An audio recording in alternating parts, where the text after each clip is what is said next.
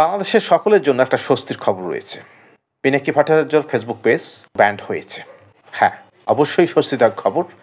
পিনাকি ভট্টাচার্য যে খবরগুলো ছড়ান বাংলাদেশের কল্যাণের জন্য, মূলত বাংলাদেশের কল্যাণ না হয়ে অকল্যাণেই বয়ে আনে। যারাই তাকে সমর্থন করুন না কেন, পিনাকি ভট্টাচার্য যেভাবে পরিচালিত করার চেষ্টা করেন, এটা বাংলাদেশে উত্তেজনাকর পরিস্থিতি তৈরি করতে বাধ্য করে।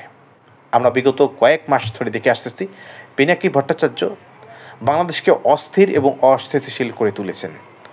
একটা পক্ষ তার মতামতের ভিত্তিতে যখন একটা সিদ্ধান্ত নেয়, হাজারো মতের বিপক্ষে সেগুলো চলে যায় এবং অরাজকতা শুরু হয় এবং সেগুলো অরাজকতা তৈরিতে সহায়ক ভূমিকা পালন করে। অন্ততপক্ষে এক মাস পিনাকি ভট্টাচার্য তার ফেসবুকে কোনো ধরনের নিউজ ছড়াতে পাবেন না।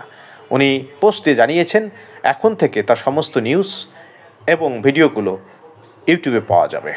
দেখুন, পিনাকি ভট্টাচার্য কোন নিউজটা শেয়ার করার কারণে ফেসবুক তাকে ব্যান করেছে। উনি একটা নিউজ শেয়ার করেছিলেন, সেখানে শাহবাগে পুলিশের উপর বামপন্থীদের হামলার ছবি সম্বলিত একটা নিউজ। পিনাকি ভট্টাচার্য একটা সময় বলেছিলেন যে পুলিশ একটা নেগেটিভ ন্যারেটিভ নিয়ে কাজ করতেছে এবং জনতাকে উদ্বুদ্ধ করেছিলেন পুলিশের উপর হামলার জন্য এবং পুলিশকে দাবি রাখার জন্য। সেই পিনাকি ভট্টাচার্য এখন বলতেছে যে বামপন্থীরা পুলিশের উপর হামলা করেছে।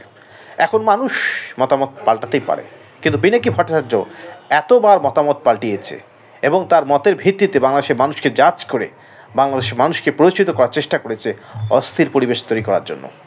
এই পিনাকি ভট্টাচার্য এক মাস ফেসবুকে থাকবে না, এর অর্থ হলো এক মাস একটা বিশাল সময়। এই এক মাস মানুষ তার অত্যাচারের হাত থেকে রক্ষা পাবে।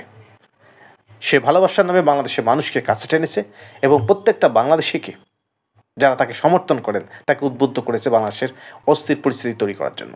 আপনারা জানেন পিনাকি ভট্টাচার্য এখন অসুস্থ। ইউটিউব পোস্টে জানিয়েছেন ছোট্ট একটা অপারেশন হয়েছে।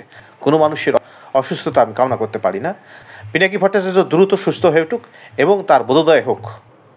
আর এক মাস তো আমরা অন্ততপক্ষে রেহাই পাচ্ছি ওই ফেসবুকের কল্যাণে। যদি এরকমটা ইউটিউবেও হতো কত না ভালো হতো, কত না সুন্দর হতো। ধন্যবাদ সবাইকে।